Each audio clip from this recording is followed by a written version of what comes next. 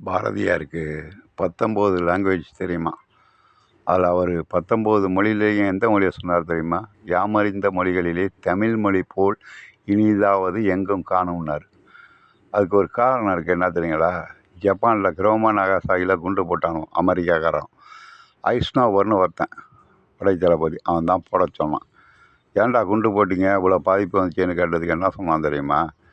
நாங்கள் ட்ரான்னு சொன்னோம், ட்ராப்புன்னு சொன்னோம். ட்ராப்புன்னா நிறுத்து, அவங்க ட்ரான்னு நினச்சிக்கிட்டு போட சொல்லிட்டாங்க அப்படின்னா.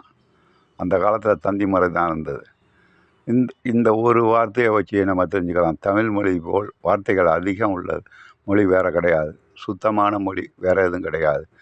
முதல் பிறப்புக்கு உதாரணமாக வள்ளுவர் கூறியது போல், தான் பிறந்தவுடன் ஒரு குழந்தை ஆன்னு தான் சத்தம் போடுது. அதனாலேயும் ஆதான் முதல் எழுத்து. இந்த உடம்பையும் உயிரையும் ஒட்ட வைக்க ஆண்டவன்